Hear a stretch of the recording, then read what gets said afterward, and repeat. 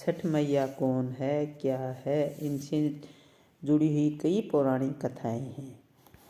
तो छठ मैया को सच्चे मन से व्रत रखने से और सच्चे मन से इसकी आराधना करने से जिनके निसंतान हैं उनकी खाली झोली भर देती है।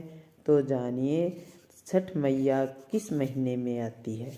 कार्तिक मास के शुक्ल पक्ष की षष्ठी को यानी छठी तिथि को डूबते सूर्य को अर्घ देकर यह उत्सव मनाया जाता है। हम सभी इस महापर्व छठ के नाम से जानते हैं। वैसे तो छठ की शुरुआत चतुर्थी तिथि से ही हो जाती है। नहाए खाए का परंपरा के साथ हो जाती है और फिर गन्ना उषा अर्घ और शांदे अर्घ के साथ यह त्यौहार पूरे देश में धूमधाम से मनाया जाता है।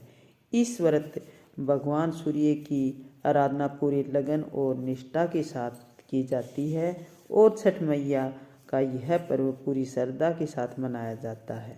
मान्यता के अनुसार इस व्रत को करने से आपकी संतान सुखी रहती है और उसे दीर्घ आयु की प्राप्ति होती है। वही छठ मैया निसंतान लोगों की भी खाली झोली भर देती है। आइए जानते हैं कौन है यह छठ मैया और क्या है इनसे जुड़ी कौन सी पौराणिक कथाएं हैं। तो पौराणिक कथा के अनुसार भगवान ब्रह्मा की मानस पुत्री और सूर्य देव की बहन है षष्ठ मैया।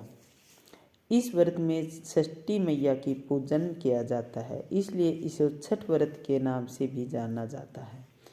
पुराणों के अनुसार ब्रह्मा जी ने सृष्टि रचने के लिए समय खुद को 2 भागों में बांट दिया, जिसमें दाहिने भाग में पुरुष और बाएं में प्रकृति का रूप सामने आया। सृष्टि की अधिष्ठात्री प्रकृति देवी के एक अंश को देवसेना के नाम से भी जाना जाता है।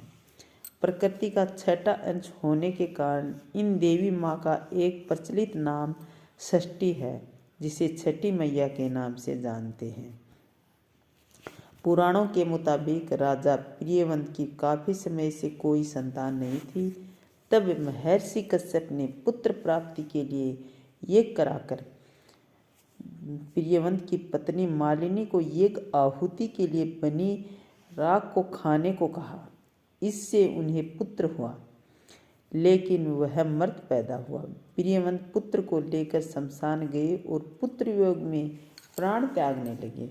उसी वक्त भगवान की मानस पुत्री देवसेना प्रकट हुई और उन्होंने राजा से कहा, सृष्टि की मूल प्रवृत्ति के छठे अंश से उत्पन्न होने के कारण मैं षष्ठी कहलाती हूँ। राजन, तुम मेरी पूजा करो और इसके लिए दूसरों को भी प्रेरित करो। राजा ने पुत्र इच्छा से देवी षष्ठी का व्रत किया और उन्हें पुत्र रत्न की प्राप्ति हुई। यह पूजा कार्तिक शुक्ल षष्ठी को हुई थी। तब से छठ का त्योहार के रूप में मानते हैं और व्रत करने की परंपरा चल पड़ी। भगवान राम और सीता माता ने भी छठ का व्रत किया।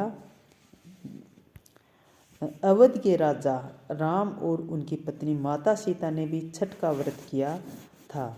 लंका पर विजय पाने के बाद राम राज्य की स्थापना के दिन कार्तिक शुक्ल षष्ठी को भगवान राम और माता सीता ने उपवास किया और सूर्य देव की पूजा की। सप्तमी को सूर्योदय के वक्त फिर से अनुसंधान कर सूर्य देव से आशीर्वाद प्राप्त किया और यही परंपरा अब तक चली आ रही है। सूर्य पुत्र कर्ण ने भी की थी पूजा। प्राचीन काल से यह भी मान्यता चली